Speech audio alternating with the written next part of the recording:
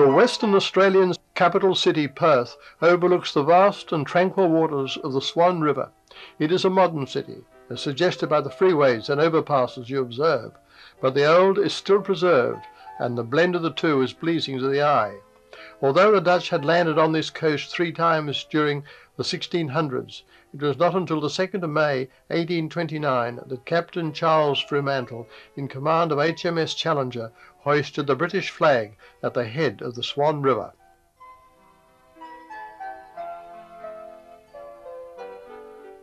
Wellington Street forms one of the boundaries of the central business district. On the left is the railway and Central Railway Station, spotlessly clean and attractively constructed.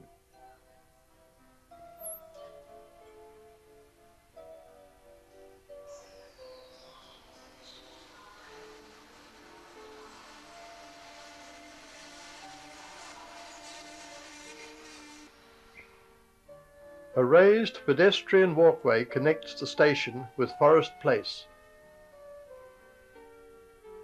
On one side of the place are shops and a raised arcade, while on the other are the Post Office, the Commonwealth Bank and the Tourist Office.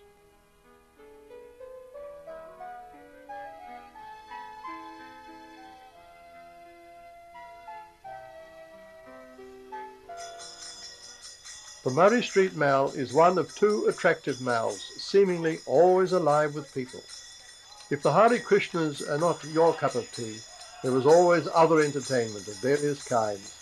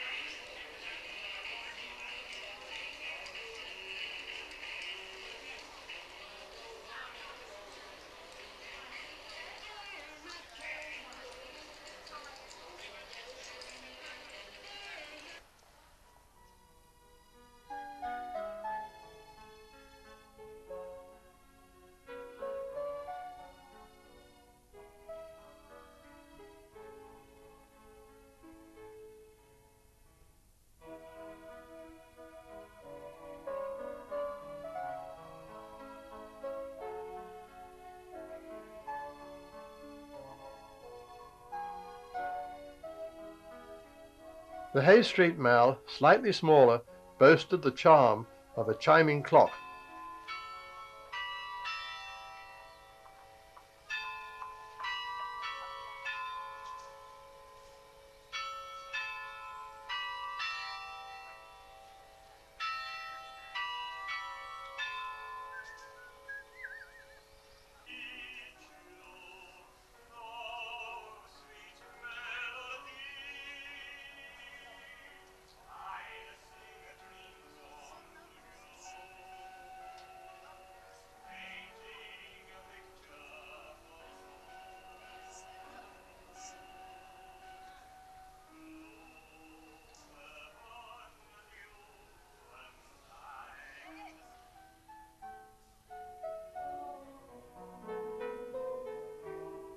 The cultural centre, situated at the rear of the railway station, contains the art gallery, where many fine works may be enjoyed.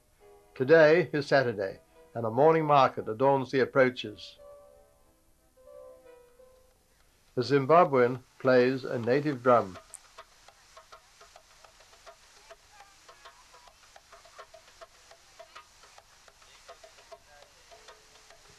Victoria may have its yellow peril, but Perth sure has its red devil. Perth has retained many of its old buildings, small streets and squares, perpetuating architecture lost to this generation.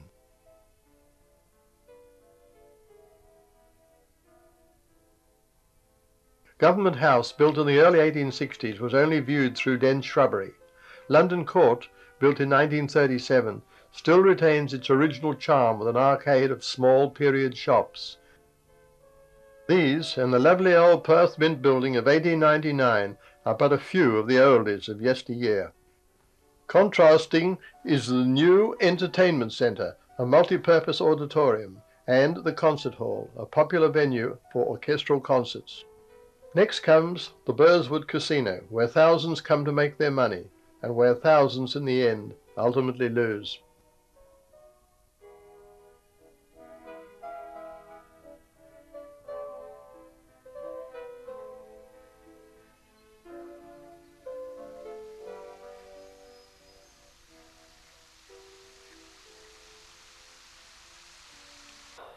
Now that Western Australia has a team in the AFL, the name Subiaco and its oval are familiar with many. It was here a diabolical act took place. The Eagles annihilated Melbourne.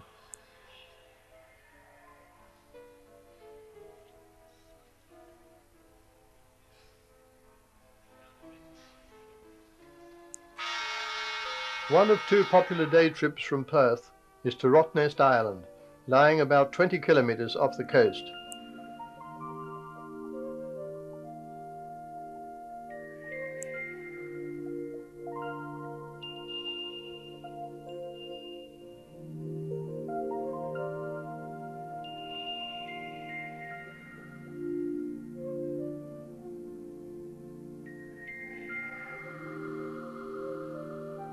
It's an island in many ways resembling Phillip Island of Victoria.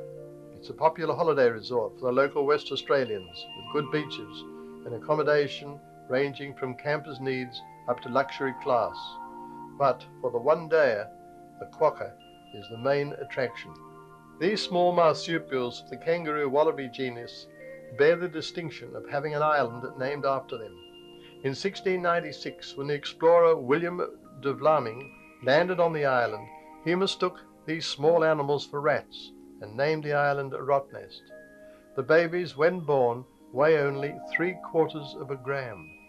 After birth, this minute, deaf and blind creature climbs from the birth canal up its mother's fur to the pouch, and there connects itself to one of her nipples for up to 6 months. Suckling can continue for another couple of months.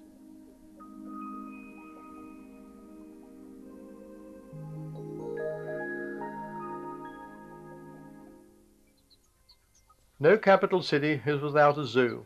Perth is no exception. It's well kept and modern, with an attempt to have animals in natural surroundings rather than cages. One of the modern zoo's main purposes is to help in breeding threatened species, or even to maintain species that have disappeared from the wild altogether. And it is a wonderful living encyclopedia for children to learn of the creatures of this planet.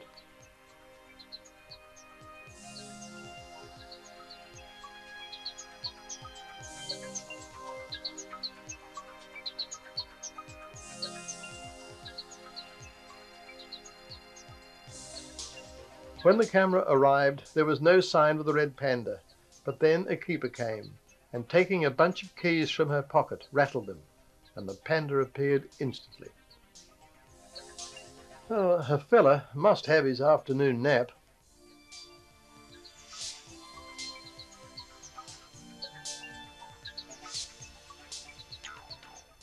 I feel the wombat was an unseeded entrant in the Miss Australia contest.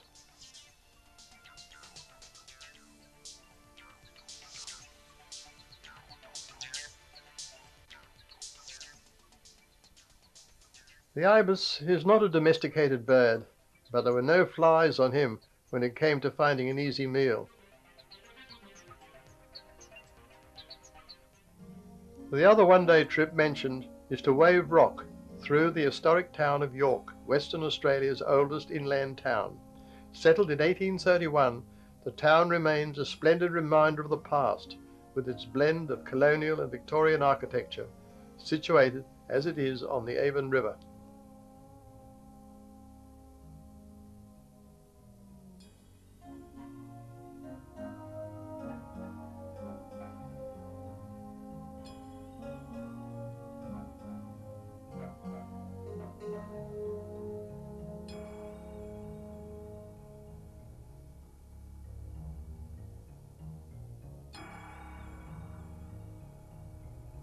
Proceeding from York, we come to a dog cemetery, where the local farmers lovingly inter their pets and possibly their workmates.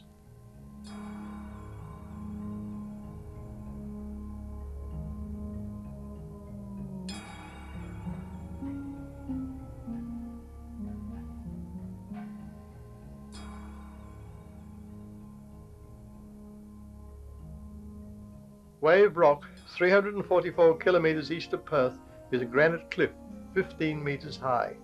Its rounded-like shape has been caused by weathering and water erosion, which has undercut the base and left a rounded overhang. Water from springs running down the rock during wetter months dissolve minerals, adding to the colour of the wave. In 1960, crystals from Haydn Rock were dated as being 2,700 million years old, amongst the oldest in Australia.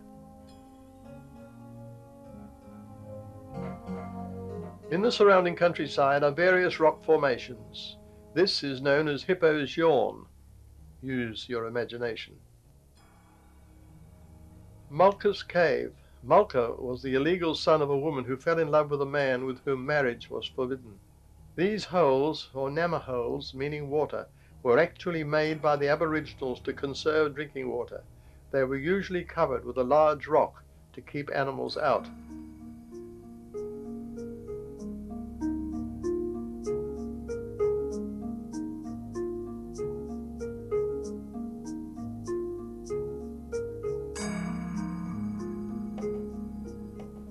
The end of a long day.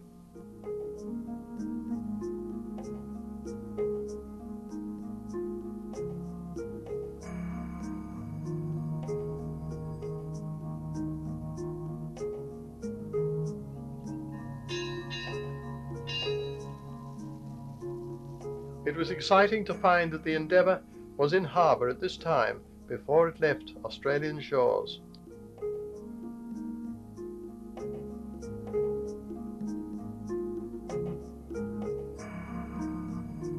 The most visited part of Perth City would be Kings Park. This vast reserve consists of 403 hectares of natural bushland and attractive gardens.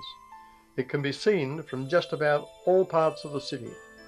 Kings Park is visited by more than 5 million people each year, making it one of the most used urban parks in Australia. These shots were taken during the annual Wildflower Festival, held in September each year. A pink pimelia,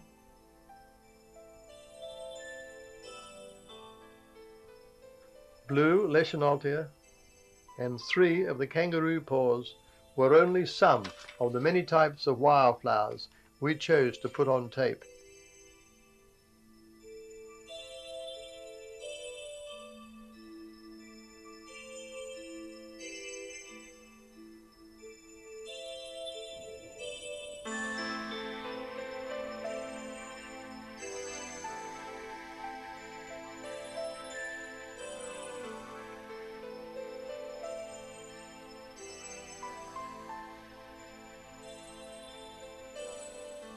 Masses of everlastings were reminiscent of their showing in the wild, where there could be acres in bloom.